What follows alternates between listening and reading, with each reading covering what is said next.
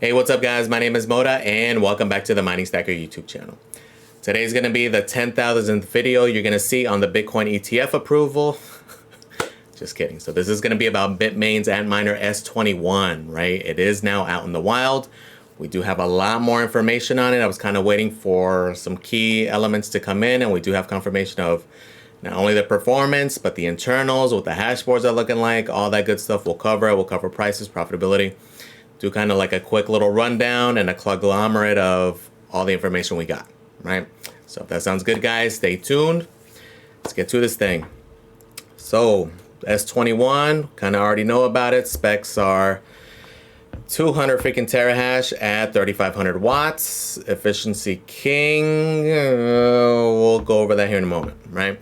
So profitability wise, right? Because the last time we looked at it, profitability kind of really didn't matter. Now it kind of does, because now it's actually here and it's available and we're able to purchase it and get it shipped now, right? So current profitability, which oddly enough, BTC is not the most profitable, but currently BTC, it's at $8.11. This is at a 10-cent kilowatt hour, okay? So keep in mind that if you are even just a little bit higher, let's go up to 12 cents, it goes down to $6.51, right? And this is pre-ETF approval. It's supposed to get approved today, most likely going to go up quite a bit, so keep that in mind also. A lot of things going on. So that is current profitability, but in reality, at least for me, definitely the mindset that works with BTC mining, if you're going to consider jumping in, if you haven't already, mine and hodl. Right? Realistically, if this thing is break even or better, you're good to go. Okay, like if you're gonna be planning on selling your any kind of BTC, even just to pay your electric monthly, not the route you want to go. Right? Profitability currently isn't there, and it's only gonna get worse as the halving comes. Hopefully, a lot of these transaction fees kind of remain. I know a lot of people hate like ordinals and all that, but it is keeping those block rewards up, right? And hopefully maybe that'll give us that key survival, that period after the halving, or maybe we have this crazy bullish action into the halving. Who knows? But at the end of the day, realistically, break even or better, you're good. Because the way I see it, whether this thing is making 20, 25 bucks or $1.50 a day, it's not going to really affect me, because I would be hodling until the bull market anyway, right? So that's just the way I look at it. Everybody has their different strategies, but if you're BTC mining, realistically, that's the only one that makes sense in my head, right? You do you, but that's the way I see it. Now, as far as pricing goes, if you want to get this thing now, there will be a premium.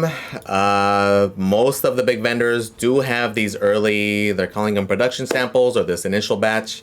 Altair Tech does have them at $58.99. They only have 2 left. Coastal does have them listed. This is for a pre-order for the January batch, which is not going to be available now. It's probably whenever Bitmain does this, that means it's going to ship the last day of the month, and it'll get to you maybe mid-February, right? So keep that in mind. Delivery could be all over the place. You definitely, if you're interested in getting one now, in this initial batch, whoever you order from, I would highly recommend contacting them directly first, confirming that they do have them, because again, you are paying this premium to get them now. So you want to definitely make sure that you are going to get them now. And we'll talk about one more thing here in a second. Let's go to the last price. BT Miners does have one variant in stock, and this is what we're going to talk about. So they have a 188 terahash variant, and that's what they have in stock. Okay, and they have it at 5,500 bucks. So this is one thing that kind of sucks, and they did this, and they've done this before. Charlie Lin gave us the alpha on this a few days ago, right? So this initial batch, there are different variants. So this is also why I recommend to get a hold of these guys and confirm which one you're going to be getting, because they are kind of all over the place. Okay, so he's showing a 200 terahash unit, 195, 188, and he's saying, I haven't seen one listed this low, but he's saying as low as 155. So I would be extremely pissed if I paid that premium and received a 155 unit. Okay, so this is why it's extremely important to order from a reputable seller, right? Somebody, especially if you already have a good relationship with them. Okay, I'm highlighting these 3 vendors because I have personally ordered through them. I have personally talked to them. A group of standout guys, right? Even BT miners. Yes, I had an issue on the repair end, which you guys saw that video. But purchasing, I've never had an issue with them. And as a matter of fact, I would consider them to have good customer service. They did have a similar issue. I actually had a similar issue. A lot of you guys did as well who ordered early on that K7, right? Turns out we had all pre-ordered that 63.5 terahash unit. We ended up getting that 58 unit, right? So because of that, they at least did give us a form of compensation. They gave us a $550 coupon towards a future purchase as compensation, which is something better than nothing, right? The 550, the reason it was that amount is because that was the price difference from the lower end unit to the higher end unit. So for me personally, didn't really care as long as I got some kind of compensation. I ended up getting that KS0 Pro with it. Finally did use it. But at least that way they can take care of you, or they can give you options, right? Another option I could have taken instead of taking that coupon was, hey, you know, I'd rather wait until the next batch. I'll wait for the 63.5. You know what I'm saying? At least that way you have options versus if you order through a lot of these cheaper vendors, it's going to be is what it is, right? That's the unit that they procured. That's what they were given, and that's it, right? And at the end of the day, that is something you also do have to understand, guys. That's not something that was done by the vendors. They put in the order and that's what they received, right? So it's kind of crappy situation all around. Just be aware. So if you are going to pay that premium to get this thing now, you're going to want to confirm and see if they can also confirm what terahash units they're going to get, right? So whether you're going to get a 200 terahash, again, I'd be beyond pissed if I received a freaking 155 unit, right? So keep that in mind. Be aware, and this is, again, why you want to, especially on pre-orders, guys. Like, pre-orders, definitely, because anything can happen, right? Like, even if you order a freaking, one of the ones that's not in stock, but let's say a January batch, what if that one gets, you know what I'm saying? There's just a lot of variables. You want to have that point of contact, right? So just something to think about there. So, again, huge shout out to Charlie Lin for giving us that early information. At Charlie Lin HK is his Twitter, right? A lot of good info from him. He is also a YouTuber. A lot of good content from him, right? So for the main thing I was waiting for, huge shout out to Altair Tech at Altair_tech. I love it when they do these initial like overviews of new hardware, right? Because they are giving us, at least for me, this is the stuff I want to see. Profitability, for the most part, I know we're going to have that 5 to 10% tolerance. It's going to happen, right? But they're giving us the alpha on the physical hardware itself. Like, what are the hash boards? Like, we'll talk about that here in a second. So let's get to it. So the biggest thing is something we noticed right off the bat was the connector for the power supply. So it's no longer going to be that C13, C14. It is confirmed that they are releasing this new connector, which was supposed to actually come out on the J Pro Pluses last year, right? So it was supposed to come on that J Pro Plus. It never did. It ended up shipping with the normal PSU. So now it is on these guys. And they did confirm for us that it does come with the adapter cable, right? That was going to be the kind of the concern, like, oh man, are we going to have to wait for somebody to come up with one? Or are they going to force us to, especially when I saw this. When I saw this freaking thing, I was like, oh, these freaking a-holes. They're going to make us buy this stupid PDU to use it, right? But turns out it's definitely not the case, right? This is an option if you do want it. But it is going to come with a cable. The cable is going to be so it's going to be a, P14 to C20, right? So make sure you do have a PDU that supports that size, which typically most of them do. They cover both ends there, right? So that is something that's interesting, something that's new. Hopefully it holds up. It's kind of not necessarily sketchy, but it's a little harder to, when there's such a drastic change in hardware, right? So hopefully it does hold up long term. Hopefully it is good. I'm sure they've tested it. I'm sure it's been around. Hopefully it'll continue to do its thing, especially on this unit, because it does use a lot of wattage, right? So we'll talk about that here in a second. As far as the amount of chips per board, it is 108 chips per board, right? So very similar to like the XP. And it's not like some of the other variants where it went down to like 72, right? The reason we kind of want to see that is that kind of gives us more overclocking potential, right? So something that's cool there. Another interesting thing is something on the GUI. They now do have a warning area right smack in the middle, right? So instead of just getting like an abnormal thing up here, and then you have to like scroll through the miner log and freaking read through that tiny print to try to look for the error code. Hopefully now they're going to simplify it and they'll have it just here ready to go, right? So it's going to make getting support and such hopefully easier and faster instead of trying to like dissect what that miner log is and going through it, because it's pretty long. I mean, depending on what your issue is, a lot of times you'll be able to see it kind of right off the bat. You'll be able to make sense of it, but this is definitely going to expedite that. And hopefully this is something that they put on other miners as well, right? That is something that's definitely needed, especially with all the issues they've been having, right? So something kind of cool there. Let's see what else was different. So this is one kind of disappointing thing, right? So it does seem like this guy may not do so well in a hot environment.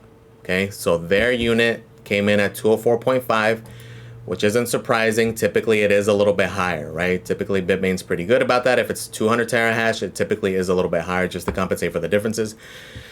What's disappointing though is the power draw, right? So kind of similar to what happened with some of those early S19Ks. Hopefully it's just like a firmware thing, but it does seem like it just might be higher because of something we'll talk about here in a second. But let's look at what the difference is. So initially ambient temp was 60 degrees and this is what they got. So 17.7 efficiency, not bad. But the power draw did go up to 3850 at 78 degrees Fahrenheit and then 4150 at 90 degrees Fahrenheit. Right, so this is not just like a one-off issue. I just caught a RPM's video on the S21 and he had a similar thing, right? His ambient temp was also kind of high-ish, which is, this would affect me so far. It just depends on your situation, right? So like for me in the summertime, which in Florida, summer is like freaking March through November, December, right? It is anytime during that time frame, we can have like 95-degree days, and we typically do, right? So my ambient temperature in the garage is anywhere in that range. It's between like 95 to 105, right? So for me, this will definitely affect me. So we noticed the power draw of 3850 at 78 and then 41 there. So RPM had 3900 watts, 200 terahash. So because of that increased power draw, brings the efficiency down to 19.5 joules a terahash, right? Which brings it extremely close to what, like the S19K. Right, so it's definitely something to consider, but also a big part of the reason is because of the fans, right? So similar to the S19K where two of the fans had those beefier fans, those beefier connectors, this one it's all four of them, right? So this isn't something that was new to them. They knew this thing was going to be hot and they added those beefier fans and those beefier connectors, right? So pretty interesting there. So realistically, if you're a person who's not going to use the stock fans anyway, kind of won't affect you too much other than the fact that it's going to run hotter, right? So you're going to have to do something about that. So like, for example, for me, all of my big boy ASICs, they all have inline fans. Okay, so kind of the downfall, at least for now, is the fact that there aren't any spoofers for these guys yet, right? So even if you do like, oh, I'll just get an AC Infinity fan, you're going to have to find spoofers for this guy. Right, so the other fix will be when Epic releases a update to be able to use their boards with it, right? Because on their boards it does use those standard connectors, so you're not going to have an issue there. But just something to think in mind if you're thinking of doing that right off the rip, which is something I do, right? Again, all of the big boy ASICs I do, or I have in my garage, I have those type, right? So that is something to know. So on the low power mode though, right, it does do very well. So about 160 terahash, 2681, so 16.8 joules a terahash, right? So this guy did come right off the rip with the low power mode, I'm assuming in preparation for the halving, right? Where efficiency is going to be potentially everything, just depending on what happens with the price action, etc., etc. But it is something cool that they made this available right off the rip. But again, if you're interested in these units, the Epic board is definitely going to be the way to go. Hopefully we'll get some news there. They already have tweeted that they are indeed working on it, so they are working on it, so expect that to come out soon and expect much better performance also, right? Because again, we did see the power draw be kind of high, but it could be something similar to like the S19K's Pros where it was only certain ones, right? It could be a firmware fix, which by the way, any of you guys who did have that issue, please comment, update us on what happened. Kind of never got any follow-up. I know people like got a hold of Bitmain and they got support, but I didn't really see any follow-ups. Like, did an Epic board actually fix it? Did a firmware update fix it? Or did it just kind of stay that way, right? Let us know, actually. Kind of curious on that end for you guys who were affected by that. But something interesting there. Let's continue down. So the control board is the AM Logic, and this was kind of the disappointing part. Also, it does have those aluminum backed boards, right? So harder to work on, and they are gonna retain that heat. Is that part of the heat problem? Potentially, right? Considering the issues they had with the XP. A little disappointed that they went back to them, but again, that's just gonna be their thing, right? For whatever reason, it benefits them in some way. And that's why they're putting them on their higher end units. Who knows what the real reason is, but they are there. The S19K Pro does not have them, and for that reason alone, it was more appealing to a lot of people, right? Just because they are harder to work on. And again, it's just a big sheet of aluminum on every individual hash board. Of course, it's going to retain more heat, right? So does that also help with heat dissipation? Potentially. It's hard to really say, but it is just a little disappointing to see that. But it is what it is at that point, so interesting to note there. The heat sinks are the big block style, which we've seen. And those are the main differences there. So again, overall update is, yes, it's getting the performance. The efficiency isn't 100% there with those stock fans. Of course, once we go to inline fans, it'll get rid of that, right? So if that is a variable for you, but just keep in mind that the fact that they are putting these things on there, to me, it's indicating it's going to be high and something that they've probably known. And now that I thought about it, maybe this is actually why they were like hyping up this on the T21s, right? They kind of two birds, one stone, where it was a dig on the Desways.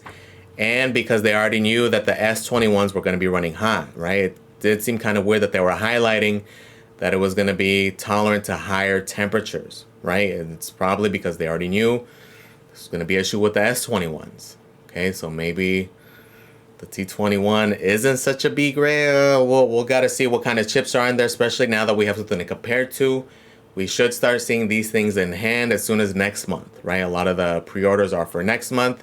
So it will be very interesting to see what the differences are. Is it the same chips but a different configuration? Maybe less chips per board, maybe more chips per board, clocked lower. Who knows, right? But it will be interesting to compare at that point and see why this guy does hold up better. Because realistically, if this guy's going to hold up better in a hotter environment, this realistically does get better efficiency, right? And then not to mention the fact that this thing has that high power mode to like 233, right? So something to think about, especially considering the price.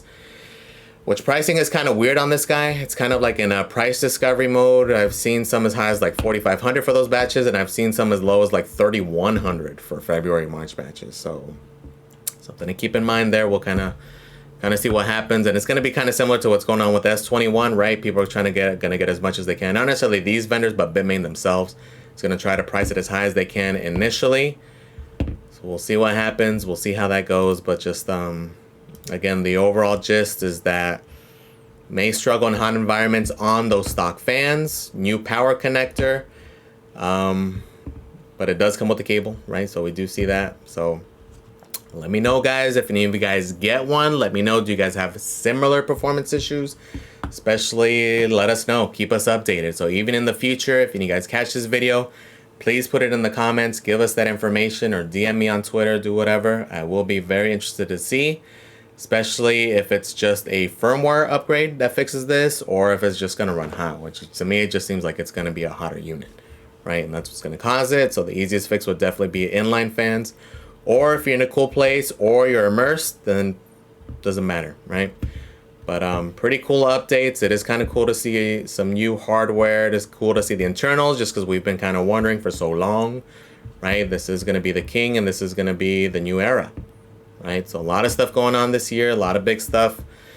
See how everything pans out, guys. Again, let me know in the comments, guys. Please comment, like, and subscribe. Thank you for watching, guys, and I am out.